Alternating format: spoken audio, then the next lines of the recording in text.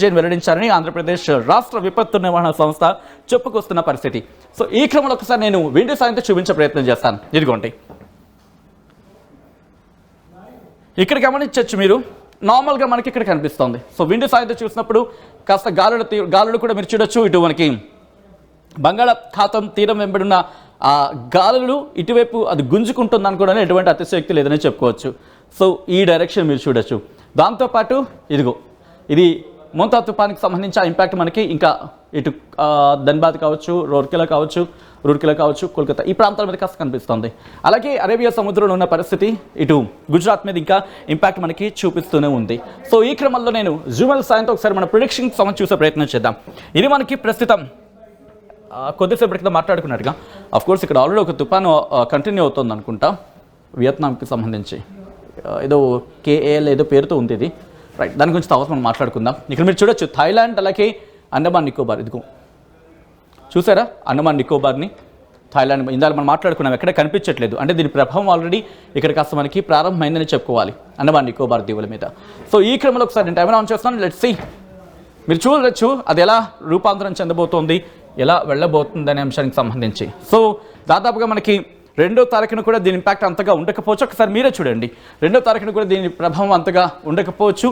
ఆ తర్వాత మీరు గమనిస్తే కనుక 2వ తారీఖు రాత్రి నుంచి కాస్త ఇంపాక్ట్ మనకి చూపించే అవకాశం ఉంది అనుకున్న అతిశయోక్తి లేదు.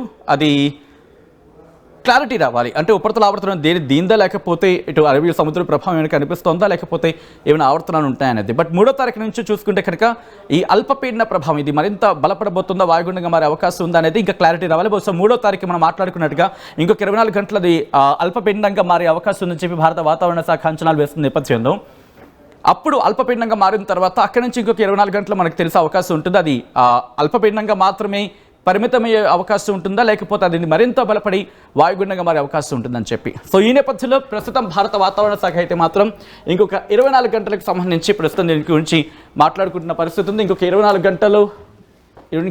గంటల్లో ఇది మరింత బలపడి, అంటే ప్రస్తుతం ఉపరితల ఆవర్తనంగా ఉంది, ఈ ఉపరితల ఆవర్తనం మరింత బలపడి అల్పపీడనంగా మారే అవకాశం ఉంది అంటూ కూడా అంచనాల నేపథ్యంలో ఏం జరగబోతుంది అనేది ఆసక్తికరంగా మారింది. మీ ఏరియాలో ఎటువంటి వాతావరణం ఉంది అనేది కామెంట్ చేసే ప్రయత్నం చేయండి. మరి ముఖ్యంగా ఇంకోసారి నేను చెప్పడం జరుగుతోంది, ఇది మిమ్మల్ని భయపెట్టే ప్రయత్నం కాదు. ఇటు తెలుగు రాష్ట్రాల్లో ఉన్న ప్రజలకు కాస్త ఇన్ఫర్మేటివ్గా ఇన్ఫర్మేషన్ అందించే ప్రయత్నం చేయడం భారత వాతావరణ శాఖ ఏం చెబుతోంది, అలాగే ప్రైవేట్ సోర్సెస్ ద్వారా అక్కడ ఎటువంటి పరిస్థితులు ఉన్నాయో మీ ముందు ఉంచడం, ఆ అంచనాన్ని ముందుంచే ప్రయత్నం చేయడం, తద్వారా మీ చుట్టుపక్కల అంటే కోర్స్ మీరు ఇప్పటికే అవగాహన తెచ్చుకుని ఉండొచ్చు కాక, సో మీ చుట్టుపక్కల ఉన్న వాళ్ళకు కూడా కాస్త అవగాహన తెచ్చే ప్రయత్నం జరుగుతూ ఉంటుంది.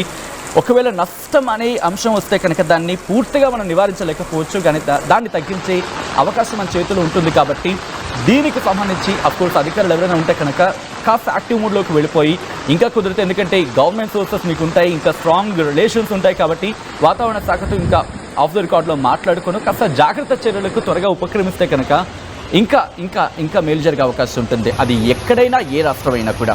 సో ఈ నేపథ్యంలో మీ ప్రాంతాల్లో ఎటువంటి పరిస్థితి ఉంది అనేది కమెంట్ చేసే ప్రయత్నం చేయండి. ఆల్రెడీ కొంతమంది కమెంట్ చేస్తున్నారు, గౌతమి కమెంట్ చేస్తున్నారు, it's sunny in Palnadu. Yes Gautami, పల్నాడులో ఇప్పుడు సన్నీగానే ఉంటుంది, ఎందుకంటే ఇది ఇంకా బంగాళాఖాతంలో ప్రస్తుతం కొద్దిసేపటి క్రితం మనం మాట్లాడుకున్నట్టుగా బంగాళాఖాతంలో చాలా దూరంలో ఉంది. థాయిలాండ్కి అండమాన్ నికోబార్ దీవులకి మధ్య ప్రస్తుతం అది కేంద్రీకృతమై ఉంది. అల్పపీడనంగా ఇంకొక 24 గంటల్లో అది పరిణమించే అవకాశం ఉందని చెప్పి అంచనాలు అయితే ఉన్నాయి. కాబట్టి యాజ్ ఆఫ్ నౌ ఈ రోజు కావచ్చు, రేపు కావచ్చు, నార్మల్గానే ఉంటుంది. మనకి రెగ్యులర్గా వాతావరణం ఎలా ఉంటుందో అలాగే ఉంటుంది. ఆ తర్వాత అంటే ఇంకొక 24 గంటల తర్వాత బహుశా రేపు రాత్రి కల్లా మనకి క్లారిటీ వచ్చే అవకాశం ఉంటుంది. ఆ తర్వాత ఎంత ఇంపాక్ట్ ఉంటుంది అనేది, దాని ఇంపాక్ట్ బహుశా 3వ తారీఖు 4వ తారీఖు మనకి కనిపించే అవకాశం ఉంది.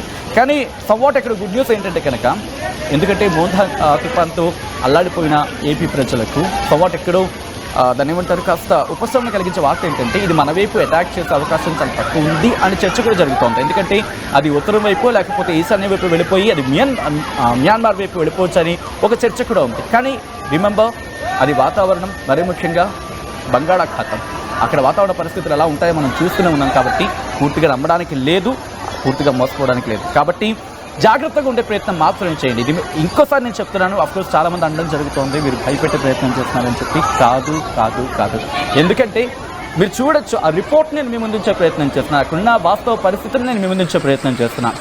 అట్ ద సేమ్ టైం ఏం జరుగుతుందో ఆ రిపోర్ట్స్ని మేము మీ ముందుంచే ప్రయత్నం చేస్తున్నాం. అక్కడ ఇచ్చిన ఆ ఎస్టిమేషన్స్ని మీ ముందు ఉంచే ప్రయత్నం చేస్తాం. కాబట్టి మీరు కూడా ఎస్టిమేషన్ అంచనా వేసుకోవచ్చు. ఆ అంచనాలకు తగినట్టుగా నడుచుకునే అవకాశం ఉంటుంది. సో ఇప్పటికే థ్యాంక్స్ ఆర్టీవీ అంటూ కొంతమంది కమెంట్ చేస్తున్నారు. థ్యాంక్ యూ సో మచ్ అండి. మీరు ఆ ట్రస్ట్ మా మీద ఉంచారు కాబట్టి మేము ఈ ప్రయత్నం చేయగలుగుతున్నాం.